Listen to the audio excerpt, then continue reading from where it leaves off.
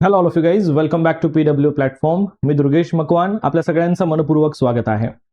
So आत्ताच MPSC आयोगाने आपल्याला या ठिकाणी एक महत्त्वपूर्ण नोटिफिकेशन जारी केलेलं आहे आणि या नोटिफिकेशनमध्ये आपल्याला एक अत्यंत महत्त्वपूर्ण अपडेट इथे लक्षात घेणं खूप आवश्यक आहे मित्रांनो. कारण येणाऱ्या आपल्या MPSCच्या एक्झामसाठी जो MCQ पॅटर्नचा आपला जो एक्झाम असेल फॉर द प्रिलिम्स एक्झामिनेशन, राज्यसेवेचा प्रिलिम्स असेल किंवा आपण combine group b group c च्या रिलेटेड आपण ज्यावेळेस बघतो तर त्यामध्ये प्रिलिम्स आणि मेन्स दोघांसाठी असेल. सो अशा MPSCच्या सर्वच परीक्षांसाठी ज्या ठिकाणी आपल्याला मल्टिपल चॉईस ऑप्शनचे क्वेश्चन्स असतात तर त्यासाठी आयोगाने एक सगळ्यात महत्त्वपूर्ण बदल या ठिकाणी आजपासून इथे आपण लागू केलेला बघू शकतो. मीन्स हा जो नोटिफिकेशन आजपासून आलेला आहे, बट हा जो बदल असेल हा आपला इम्प्लिमेंट होणार आहे 1 मार्च 2026 पासून. पुढच्या प्रत्येक होणाऱ्या परीक्षेसाठी या गोष्टी आपल्याला इम्पॉर्टंट असतील. त्यामुळे अतिशय महत्त्वाच्या पद्धतीने काळजीपूर्वकपणे हा सर्व पार्ट इथे व्यवस्थित समजून घ्या. आयोगाने सांगितल्याप्रमाणे आपल्याला जो या नोटिफिकेशनचा विषय आहे की वस्तुनिष्ठ बहुपर्यायी परीक्षेच्या सुधारित उत्तरपत्रिकेबाबत, म्हणजे अशा प्रत्येक परीक्षा MPSCच्या की ज्यामध्ये MCQ पॅटर्नचे प्रश्न असतात. मी डिस्क्रिप्टिव्ह पॅटर्न बद्दल बोलत नाहीये, हे लक्षात असू द्या. ज्या ठिकाणी MCQचे क्वेश्चन्स असतील, मल्टिपल चॉईस क्वेश्चन्स असतील, अशासाठी आपल्याला सुधारित उत्तरपत्रिकेचा पॅटर्न असणार आहे. एक नवीन पॅटर्न आयोगाने या ठिकाणी आता इंट्रोड्यूस केलेला आहे. त्या संदर्भात आपण ही थोडक्यात इन्फॉर्मेशन बघूया. सो फर्स्ट ऑफ ऑल, आयोगाने सांगितल्याप्रमाणे आता ह्या परीक्षा पद्धतीमध्ये म्हणजे ही जी आपली उत्तरपत्रिका असेल यात नेमका बदल काय असणार आहे येते लक्षात. तर ह्या सुधारित पत्रिकेमध्ये सुधारित उत्तरपत्रिका जी तुमची असणार आहे यामध्ये आयोगाचं जसं प्रचलित धोरण आहे त्यानुसार 2 प्रतीमध्येच असणार आहे, ज्यामध्ये कार्बनलेस फॉर्मॅटमध्ये आपल्याला हा पॅटर्न बघायला मिळेल. परीक्षेनंतर उत्तरपत्रिकेची मूळ प्रत ही आयोगाकडे जमा करावी लागणार आहे, जसं अगोदर होतं त्याच पद्धतीने. आणि जी सेकंडरी प्रत होती, जी दुसरी कॉपी होती, ती उमेदवारांना मिळत असते, जसं अगोदर होतं त्याच पद्धतीने. पण आता या उत्तरपत्रिकेचा जो पॅटर्न असणार आहे त्यामध्ये आपण ज्या ठिकाणी सर्कल करत होतो तर त्या सर्कलच्या पद्धतीमध्ये बदल करण्यात आलेला आहे. म्हणजेच काय की आता जे अपडेट्स आहेत ते अपडेट्स आपल्याला काय सांगतात त्याकडे थोडक्यात आपण लक्ष देऊ. सो फर्स्ट थिंग फर्स्ट, सुधारित पत्रिका जी असणार आहे ही मूळ प्रत 2 भागांमध्ये असेल. मी जे महत्त्वाचे पॉईंट आहे तिथे हायलाईट करतो, ते लक्षात असू द्या. यामध्ये पार्ट 1 जो असेल हा उमेदवारांना उत्तर नमूद करण्यासाठी असणार आहे. पार्ट फर्स्ट जो असेल या उत्तरपत्रिकेचा, जिथे तुम्ही तुमचे आन्सर्स द्यायचे आहे. आणि पार्ट सेकंड जो असणार आहे त्या पार्ट सेकंडमध्ये परीक्षेचं नाव, उमेदवाराचा सीट नंबर असेल, सब्जेक्ट कोड असेल आणि प्रश्नपत्रिकेचा क्रमांक असेल. जो क्वेश्चन पेपरचा नंबर आपण त्या ठिकाणी मेन्शन करतो तो नंबर तिथे असेल. सोबतच उमेदवाराची स्वाक्षरी असेल आणि समवेक्षकाची ही स्वाक्षरी त्या ठिकाणी असेल, दोघांचीही स्वाक्षरी. या पद्धतीने आपला हा पॅटर्न असणार आहे आणि हे पेज नंबर 2 वर असणार आहे. भाग दुसरा जो असेल ना, म्हणजे जो या उत्तरपत्रिकेचा भाग दुसरा, त्यामध्ये या गोष्टी नमूद केलेल्या असतील. आता अगोदरचा जो आपला सीट नंबर असायचा तो सीट नंबर अल्फा न्यूमरिक असायचा की ज्यामध्ये काही इंग्रजी अद्याक्षर पण असायचे. पण आता तसं नसेल. अगोदर ज्या पद्धतीने उमेदवाराचा बैठक क्रमांक 8 अंक आणि अक्षरांचा होता त्याच्या ऐवजी आता फक्त 7 अंकी नंबर असेल आणि तो टोटली न्यूमरिक असणार आहे, फक्त अंक असणार आहे. येते लक्षात सर्वांना. आणि हा सदर बैठक क्रमांक हा जाहिरातीला अनुसरून संपूर्ण निवड प्रक्रियेमध्ये तुमचा सीट नंबर जो असेल हा त्या ठिकाणी कायम असणार आहे. संपूर्ण प्रक्रियेमध्ये तुमचा एकच सीट नंबर असेल. आलं लक्षात? ठीक आहे. आता उमेदवाराने काय करायचं आहे, मूळ उत्तरपत्रिका जमा केल्याच्या नंतर उत्तरपत्रिकेच्या भाग 1 पासून भाग दुसरा जो असेल हा समवेक्षकाने वेगळा करायचा. अगोदर आपणच वेगळा करत होतो, तर हा समवेक्षकाने वेगळा करायचा आहे. ठीक आहे. आणि प्रचलित पद्धतीनुसार आता हा सगळ्यात एक महत्त्वाचा पार्ट इथे आपल्याला इंट्रोड्यूस केलेला दिसणार आहे, जो one of the most important आहे. सो हा पार्ट थोडा वेगळ्या रंगाने मी हायलाईट करतो, लक्ष द्या. प्रचलित पद्धतीनुसार कोणत्याही प्रश्नाचं जे आपण आन्सर देतो, अचूक उत्तर नोंदवताना उत्तरपत्रिकेवर आपण 4 पर्यायांच्या ऑप्शनमधून एका पर्यायावर आपण सर्कल करत होतो, बरोबर की नाही. 4 ऑप्शन्स असायचे, त्या 4 पैकी आपल्याला एक वर्तुळ नोंदवायचं असायचं. पण आता मात्र या ठिकाणी 5वं एक नवीन वर्तुळ या ठिकाणी ऍड केलं जाणार आहे, म्हणजे 5 ऑप्शन पैकी तुम्हाला इथे उत्तर द्यायचं आहे. पण उत्तर देत असताना हे वर्तुळ छायांकित करत असताना पॅटर्न कसा असणार आहे त्या संबंधितचे काही नियम इथे तुम्हाला प्रोव्हाइड केलेले आहेत. या नियमांकडे थोडंसं लक्ष असू द्या. फर्स्ट थिंग फर्स्ट, की जसं की उमेदवार एखाद्या प्रश्नाचं कोणतंही उत्तर जर त्याला द्यायचं नसेल, म्हणजे प्रश्न तुम्ही वाचलेला आहे, अगोदर कसं होतं, जर आपल्याला प्रश्नाचं उत्तर द्यायचं नव्हतं तर आपण तिथे काहीच टिक मार्क करत नव्हतो, जे 4 ऑप्शन होतं तसे ब्लँक सोडून देत होतो, बरोबर की नाही. पण आता मात्र तसं नसेल. आता जे 5 ऑप्शन तुम्हाला दिलेले आहेत, 5 सर्कल जर दिलेले आहेत आणि जर तुम्हाला त्या प्रश्नाचं उत्तर येत नसेल किंवा फॉर एक्झाम्पल त्या प्रश्नाचं उत्तर तुम्हाला द्यायचं नाहीये, तरी सुद्धा तुम्हाला 5वा पर्याय या ठिकाणी निवडायचा आहे. उमेदवार जर एखाद्या प्रश्नाचं कोणतंही उत्तर नमूद करू इच्छित नसेल तर मात्र तुम्हाला 5वा ऑप्शन तिथे निवडायचा आहे. हा झाला पहिला पॉइंट. दुसरा पॉइंट आहे की उमेदवाराने प्रत्येक प्रश्नासाठी 5 पैकी 1 पर्याय निवडणं अनिवार्य आहे. म्हणजे काय, की प्रत्येक प्रश्न जो तुम्हाला सॉल्व्ह करायचा आहे त्या 5 ऑप्शन पैकी कोणता तरी एक ऑप्शन तुम्हाला द्यायचा. एक तर प्रश्न सोडवायचा नसेल तर 5वा पर्याय, योग्य उत्तर जे द्यायचं असेल तर त्या योग्य उत्तराचा पर्याय. ठीक आहे. पण मात्र कोणत्याही प्रश्नाचं उत्तर देताना एकाच वेळी त्या एका प्रश्नासाठी 2 ठिकाणी सर्कल हायलाइट करायचे नाहीत, एकच करायचं आहे फक्त. ठीक आहे. जे की एक तर तुमचं उत्तर असेल किंवा प्रश्न न सोडवण्यासाठी 5वा पर्याय असेल. अन्यथा सदर प्रश्नाकरता तुम्हाला 1/4 किंवा 25% गुण उमेदवाराला प्राप्त होणाऱ्या एकूण गुणांमधून वजा करण्यात येतील. जसं की आपल्याला 1/4 निगेटिव्ह मार्किंग आपण बघू शकतो. ठीक आहे. एकच पर्याय तुम्हाला निवडायचा आहे. दुसरा पॉइंट दिलेला आहे की उत्तरपत्रिकेमध्ये सुधारणेसह उत्तरपत्रिकेचं मूल्यांकन पद्धत जी असेल त्यामध्ये सुद्धा थोडा बदल केलेला आहे.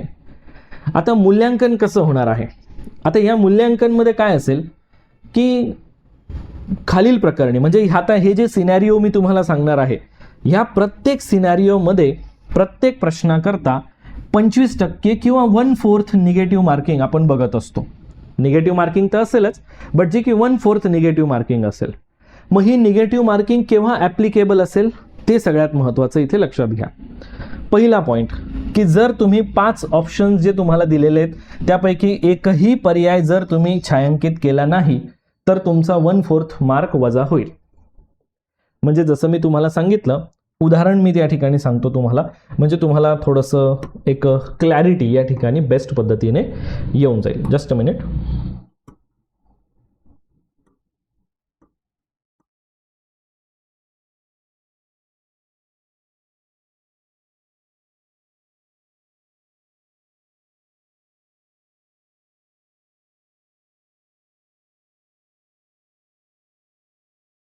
आपण एक सिंपल फॉर्मॅटमध्ये मी तुम्हाला ही गोष्ट क्लिअर करून देतो, कारण बऱ्याच जणांना याबद्दल शंका असणार आहे. त्यामुळे ही जी शंका असेल ही आपण या ठिकाणी दूर करून घेऊ.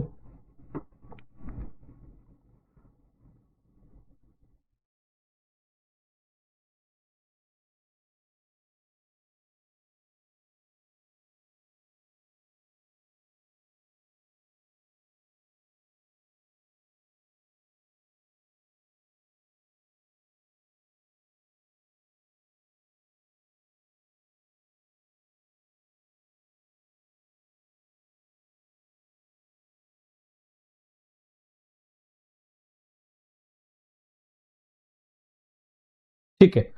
सो असे तुमच्या समोर तिथे आन्सरसाठी 5 असे सर्कल्स जे असणार आहे हे असतील. ठीक आहे. आता फॉर एक्झाम्पल एखाद्या विद्यार्थ्याने उत्तर द्यायचं आहे. ठीक आहे. आता या ठिकाणी आपण एक काम करूया, इथे नंबरिंग देऊया याला, जसं की हा 1st, 2nd, 3rd, 4th आणि 5th आहे. ठीक आहे. आन्सर देताना तुम्हाला काय करायचं, जर समजा त्या प्रश्नाचं उत्तर तुम्हाला माहीतच नाही, म्हणजे तो प्रश्न जर तुम्हाला अटेम्प्ट करायचाच नाहीये, still you have to circle, ज्यामध्ये तुम्हाला तरी सुद्धा तुम्हाला हा 5वा ऑप्शन इथे गोल करावा लागेल. ठीक आहे. आता समजा पुढचा प्रश्न, आणि ज्या पुढच्या प्रश्नामध्ये तुम्हाला माहित आहे की सर या प्रश्नाचं उत्तर जे असेल हे ऑप्शन क्रमांक 3 आहे, तर मग ऑप्शन क्रमांक 3 जर हे तुमचं उत्तर असेल तर फक्त तुम्हाला 3च हायलाइट करायचं आहे. आलं लक्षात सर्वांना? या गोष्टीकडे तुम्हाला थोडंसं लक्ष द्यावं लागेल. सो आता एकापेक्षा जर जास्त वर्तुळ तुम्ही छायांकित केले तरी सुद्धा तुमचे मार्क्स जे असतील हे वजा असतील. आता फॉर एक्झाम्पल समजा तुम्हाला या ठिकाणी प्रश्न अटेंड करायचा नव्हता, ठीक आहे, त्यामुळे तुम्ही काय केलं, 5व्या नंबरला तुम्ही ऑलरेडी हायलाईट करून ठेवलं. पण तुम्हाला वाटतंय की नाही आता मला याचं उत्तर देता येतंय, आणि जर तुम्हाला वाटतं की त्या प्रश्नाचं उत्तर 2 आहे आणि तुम्ही परत हायलाईट केलं तरी सुद्धा तुमचं निगेटिव्ह मार्किंग तिथे होणार.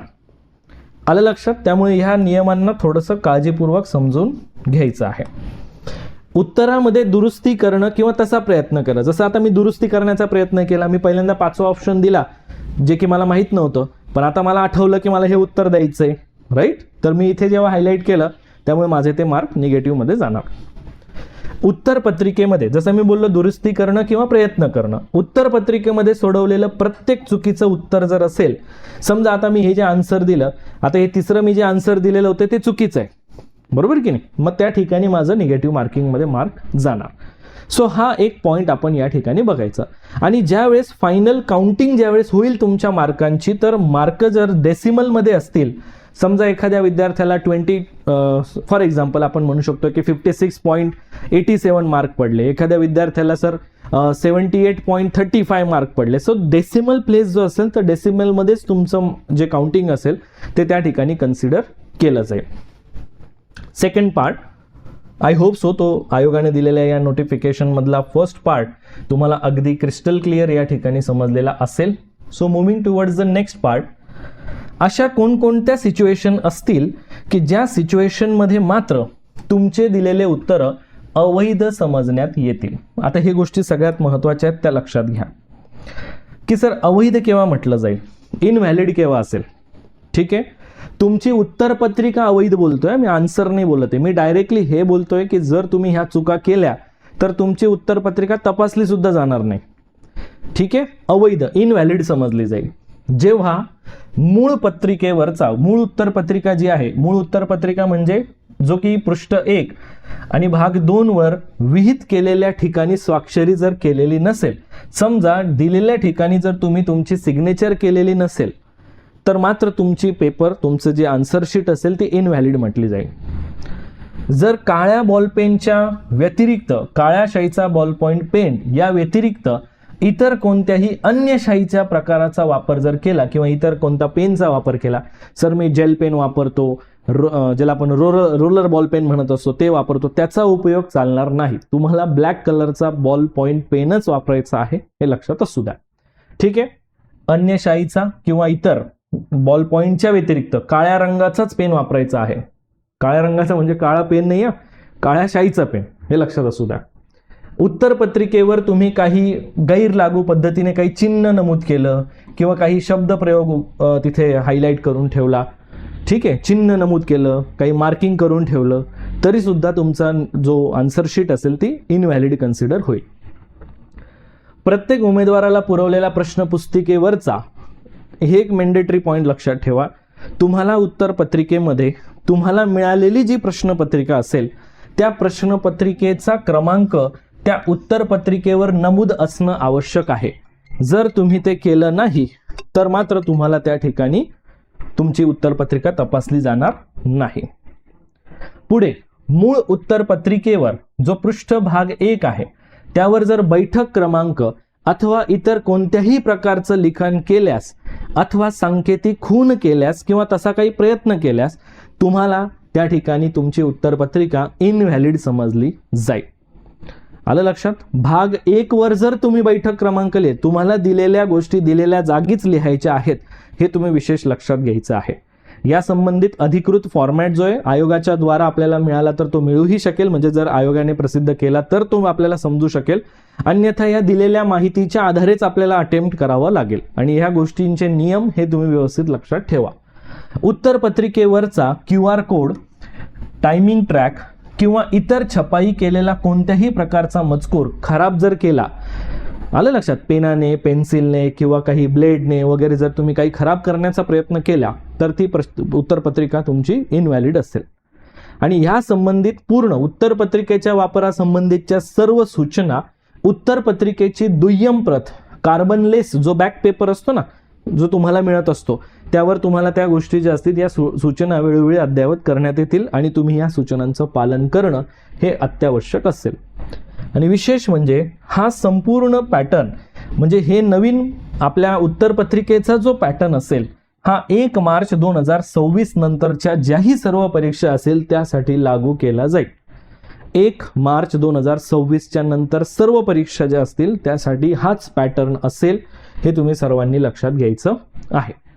आय होप सो ज्यांना हा सेशन किंवा ज्यांना हा व्हिडिओ एकदा बघितल्यानंतर समजला नसेल तर त्यांनी पुन्हा एकदा व्यवस्थित बघा आणि ह्या सर्व सूचनांचं येणाऱ्या पुढच्या 1 मार्च 2026 पासूनच्या पुढच्या एक्झाममध्ये ज्यावेळेस हे लागू होईल तर त्यावेळेस काळजीपूर्वक लक्ष असू द्या. So all of you guys, thanks a lot. That's it for the day. Thank you. जय हिंद.